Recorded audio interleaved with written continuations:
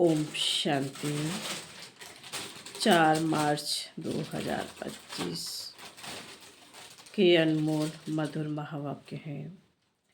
मीठे बच्चे, जिन्होंने शुरू से भक्ति की है, 84 जन्म लिए हैं, वह तुम्हारे ज्ञान को बड़ी रुचि से सुनेंगे, इशारे से समझ जाएंगे।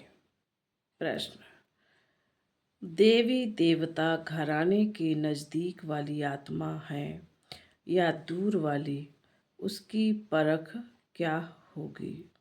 उत्तर: जो तुम्हारे देवता घराने की आत्माएं होंगी, उन्हें ज्ञान की सब बातें सुनते ही जच जाएंगी, वह मूझेगी नहीं। जितना बहुत भक्ति की होगी, उतना जास्ती सुनने की कोशिश करेंगे। तो बच्चों को नब्ज देखकर सेवा करनी चाहिए। ओम शांति। रूहानी बाप बैठ रूहानी बच्चों को समझाते हैं। यह तो बच्चे समझ गए, रूहानी बाप है निराकार। इस शरीर द्वारा बैठ समझाते हैं, हम आत्मा भी निराकार हैं। इस शरीर से सुनते हैं, तो अब 2 बाप इकट्ठे हैं ना। बच्चे जानते हैं दोनों बाबा यहाँ हैं। तीसरे बाप को जानते हो, परंतु उनसे फिर भी यह अच्छा है, इनसे फिर वह अच्छा है, नंबरवार है ना। तो उस लौकिक से संबंध निकल बाकी इन दोनों से संबंध हो जाता है। बाप बैठ समझाते हैं, मनुष्यों को कैसे समझाना चाहिए। तुम्हारे पास मेला प्रदर्शनी में तो बहुत आते हैं, यह भी तुम जानते हो। यह 84 जन्म कोई सब नहीं लेते हैं होंगे। यह कैसे पता पड़े यह 84 जन्म लेने वाला है या 10 जन्म लेने वाला है व 20 जन्म लेने वाला है? अब तुम बच्चे यह तो समझते हो कि जिसने बहुत भक्ति की होगी, शुरू से लेकर, तो उनको फल भी इतना ही जल्दी और अच्छा मिलेगा। थोड़ी भक्ति की होगी और देरी से की होगी, तो फल भी इतना थोड़ा और देरी से मिलेगा। यह बाबा सर्विस करने वाले बच्चों के लिए समझाते हैं। बोलो, तुम भारतवासी हो तो बताओ, देवी देवताओं को मानते हो? भारत में इन लक्ष्मी नारायण का राज्य था ना। जो 84 जन्म लेने वाला होगा, शुरू से भक्ति की होगी, वह झट समझ जाएगा। बरोबर आदि सनातन देवी देवता धर्म था, रुचि से सुनने लग पड़ेंगे। कोई तो ऐसे ही देखकर चले जाते हैं, कुछ पूछते भी नहीं, जैसे कि बुद्धि में बैठता नहीं। तो उनके लिए समझना चाहिए, यह अभी तक यहाँ का नहीं है, आगे चल समझ भी लेवे। कोई का समझाने से झट कांध हिलेगा। बरोबर इस हिसाब से तो 84 जन्म ठीक है। अगर कहते हैं हम कैसे समझें कि पूरे 84 जन्म लिए हैं? अच्छा, 84 नहीं तो 82 देवता धर्म में तो आए होंगे। देखो, इतना बुद्धि में जसता नहीं है तो समझो यह 84 जन्म लेने वाला नहीं है। दूर वाले कम सुनेंगे। जितना बहुत भक्ति की हुई होगी, वह जास्ती सुनने की कोशिश करेंगे, झट समझ जाएंगे। कम समझता है तो समझो यह देरी से आने वाला है। भक्ति भी देरी से की होगी। बहुत भक्ति करने वाला इशारे से समझ जाएगा। ड्रामा रिपीट तो होता है ना। सारा भक्ति पर मदार है, इससे बाबा ने सबसे नंबर 1 भक्ति की है ना। कम भक्ति की होगी तो फल भी कम मिलेगा।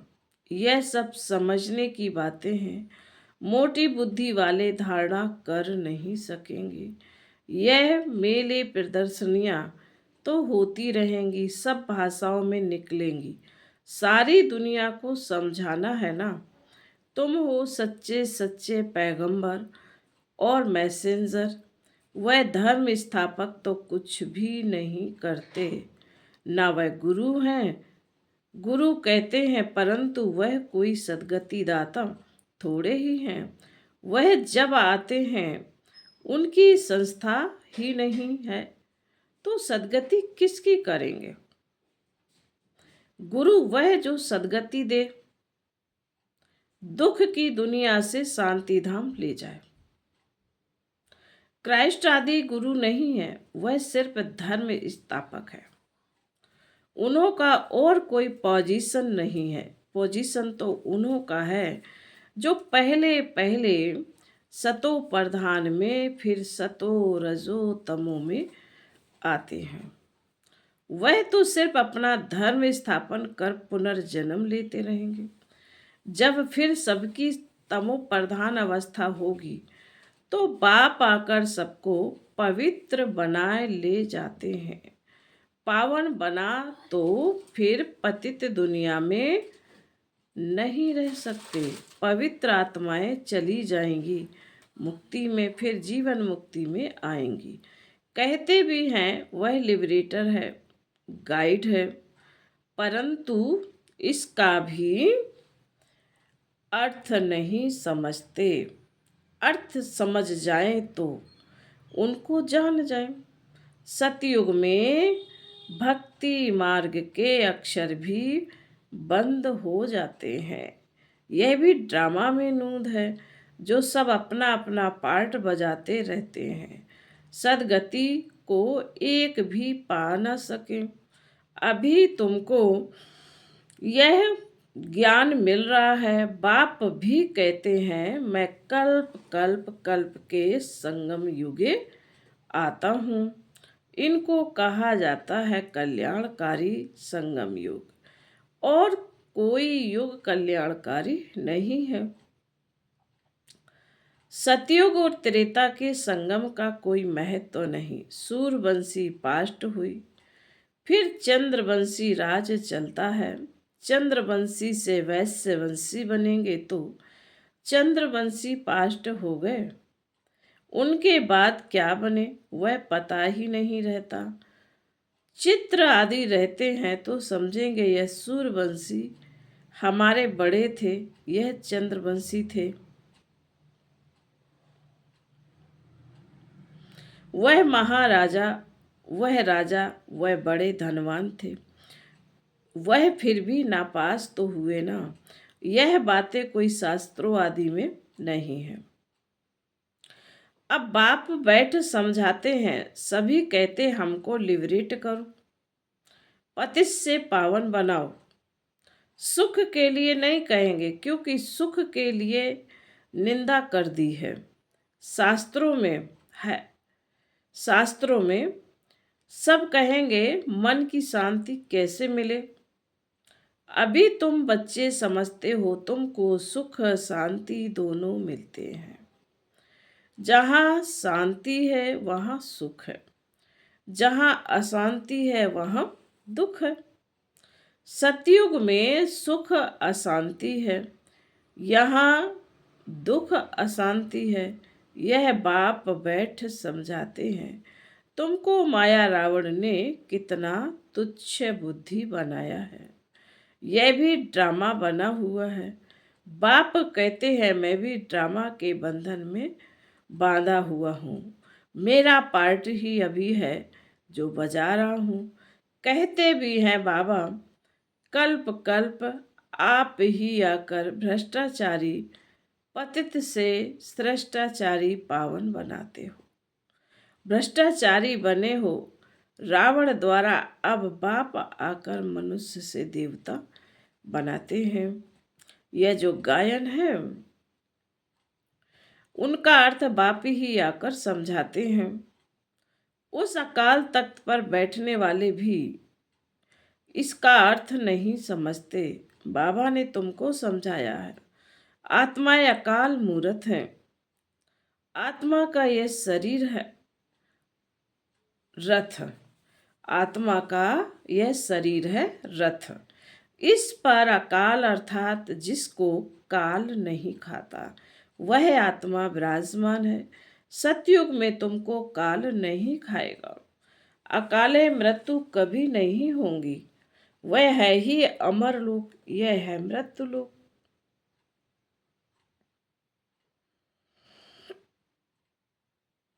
अमर लोक मृत्यु लोक का भी अर्थ कोई नहीं समझते। बाप कहते हैं मैं तुमको बहुत सिंपल समझाता हूँ। सिर्फ मामेकम याद करो तो तुम पावन बन जाएंगे। साधु संत आदि भी गाते हैं परंतु पावन पतित पावन बाप को बुलाते हैं। कहाँ भी जाओ तो यह जरूर कहेंगे पतित पावन। सच तो कभी छिप नहीं सकता। तुम जानते हो अभी पतित पावन बाप आया हुआ है, हमें रास्ता बता रहे हैं। कल्प पहले भी कहा था अपने को आत्मा समझ मामेकम याद करो तो तुम सतो प्रधान बन जाएंगे। तुम सब आशिक हो मुझ मासुक के। वह आशिक मासुक तो एक जन्म के लिए होते हैं। तुम जन्म जन्मांतर के आशिक हो। याद करते आए हो। हे प्रभु, देने वाला तो एक ही बाप है ना।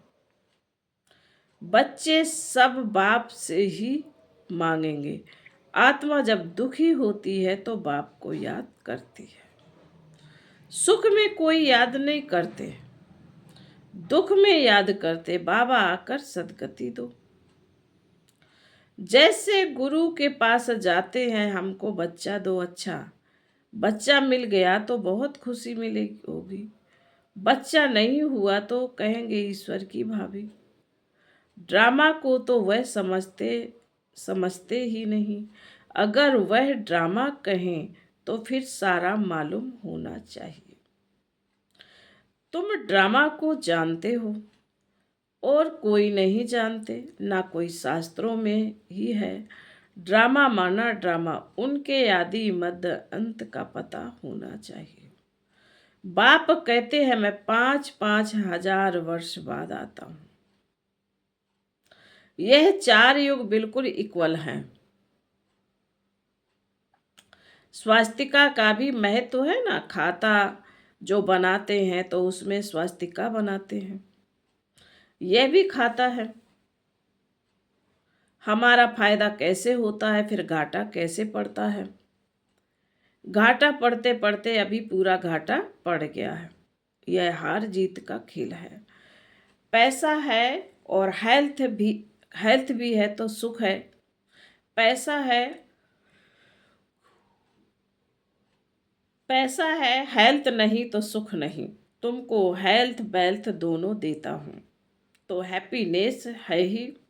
जब कोई शरीर छोड़ता है तो मुख से तो कहते हैं फलाना स्वर्ग पधारा, लेकिन अंदर दुखी होते रहते।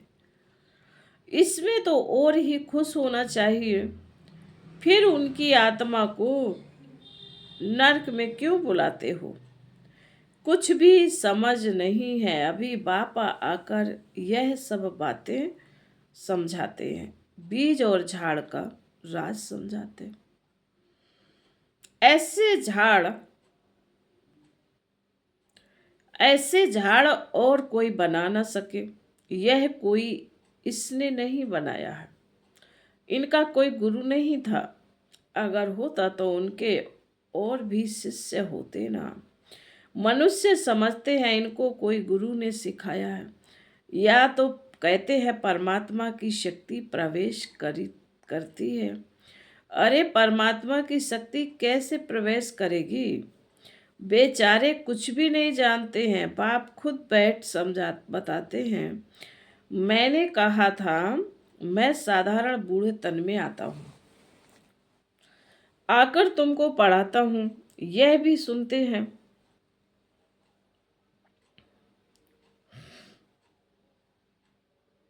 अटेंशन तो हमारी ऊपर है, यह भी स्टूडेंट्स है, यह अपने को और कुछ नहीं कहते। प्रजापिता से भी स्टूडेंट्स हैं। बाल इनमें प्रवेश भी देखा, परंतु समझा कुछ भी नहीं। आहिस्ते आहिस्ते समझते गए, जैसे तुम समझते जाते हो।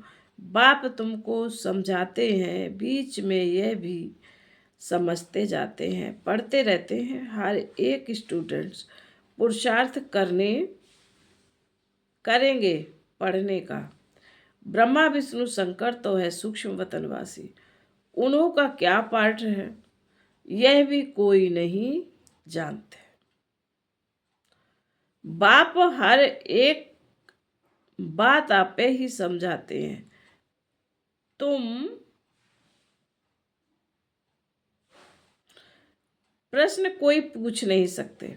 ऊपर में है शिव परमात्मा, फिर देवताएं, उनको मिला कैसे सकते। अभी तुम बच्चे जानते हो, बाप इसमें आकर प्रवेश करते, इसलिए कहा जाता है बाप दादा।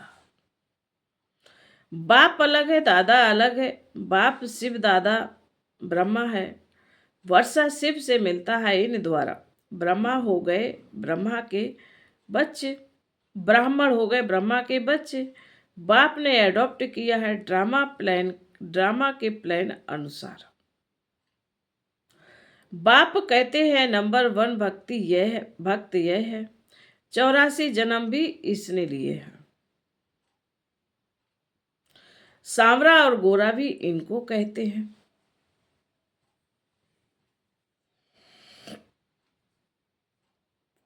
श्री कृष्ण सतयुग में गोरा था, कलयुग में सांवरा है।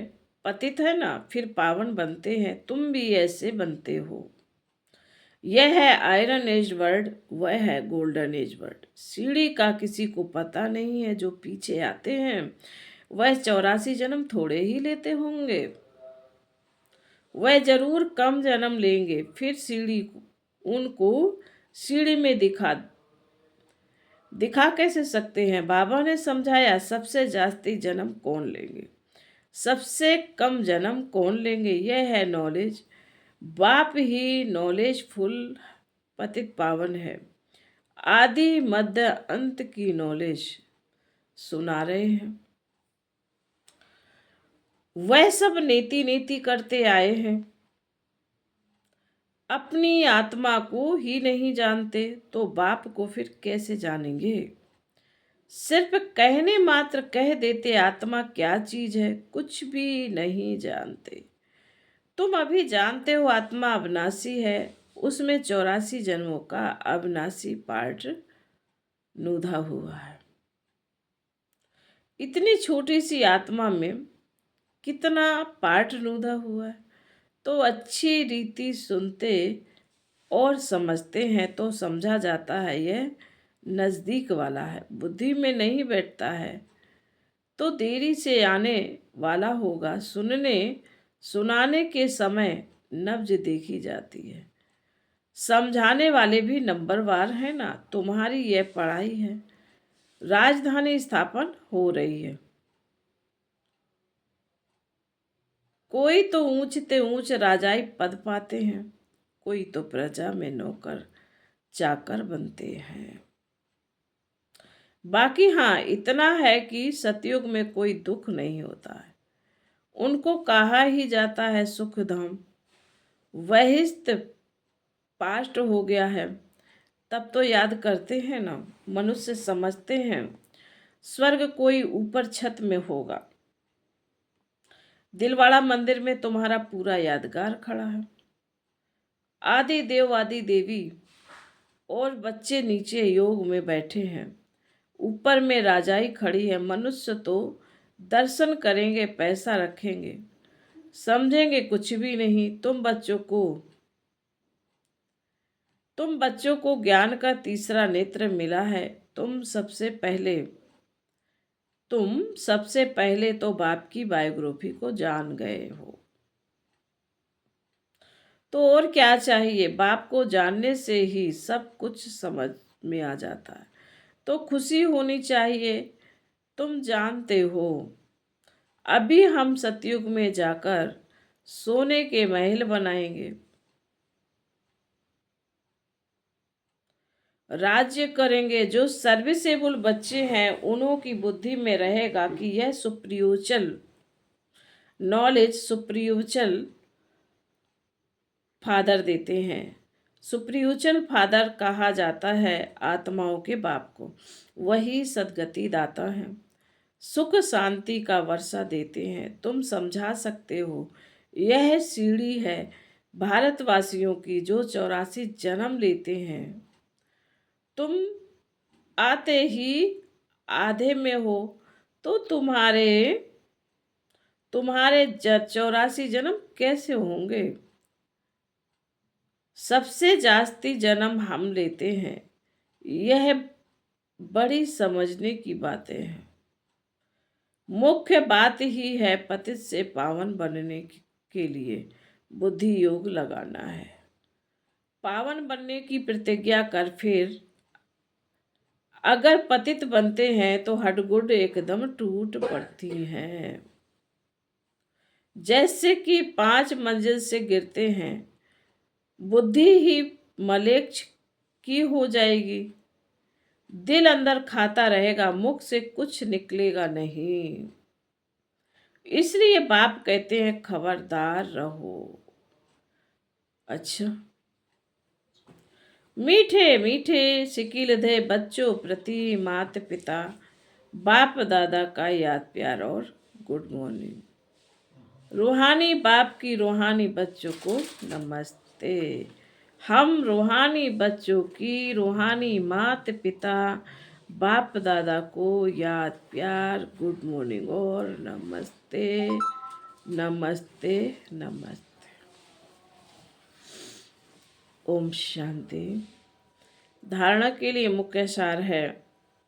पहली पॉइंट में बाबा ने कहा, इस ड्रामा को यथार्थ रीति समझ माया के बंधनों से मुक्त होना है।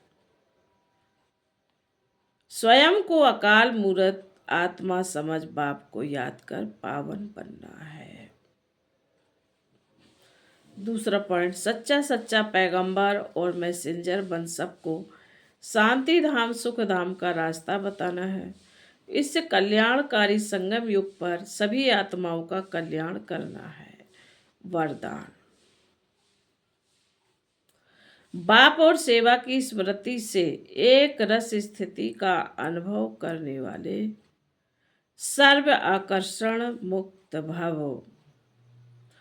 बाप और सेवा की स्मृति से एक रस स्थिति का अनुभव करने वाले सर्व आकर्षण मुक्त भव। जैसे सर्वेंट को सदा सेवा और मास्टर याद रहता है, ऐसे वर्ड सर्वेंट सच्चे सेवाधारी बच्चों को भी बाप और सेवा के सिवाय कुछ भी याद नहीं रहता। इससे ही एक रस स्थिति में रहने का अनुभव होता है। उन्हें एक बाप के रस के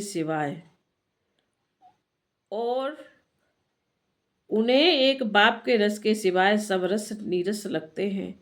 एक बाप के रस का अनुभव होने के कारण भी आकर्षण नहीं जा सकता। यह एक रस स्थिति का तीव्र पुरुषार्थ ही सर्व आकर्षणों से मुक्त बना देता है। यही श्रेष्ठ मंजिल है। वरदान। स्लोगन, नाजुक परिस्थितियों के पेपर में पास होना है तो नाजुक परिस्थितियों के पेपर में पास होना है तो अपनी नेचर को शक्तिशाली बनाओ। आज के अव्यक्त सारे हैं, जब भी कोई असत्य बात देखते हो सुनते हो तो असत्य वायुमंडल नहीं फैलाओ। कई कहते हैं यह पाप कर्म है ना। पाप कर्म देखा नहीं जाता, लेकिन वायुमंडल में असत्यता की बातें फैलाना यह भी तो पाप है। लौकिक परिवार में भी अगर कोई ऐसी बात देखी व सुनी जाती है तो उसे फैलाया नहीं जाता है। कान में सुना और दिल में छिपाया। यदि कोई व्यर्थ बातों का फैलाव करता है तो ये छोटे छोटे पाप उड़ती कला के अनुभव को समाप्त कर देते हैं। इसलिए इस कर्मों की गहन गति को समझकर यथार्थ रूप में सत्यता की शक्ति धारण करो। अच्छा, ओम शांति।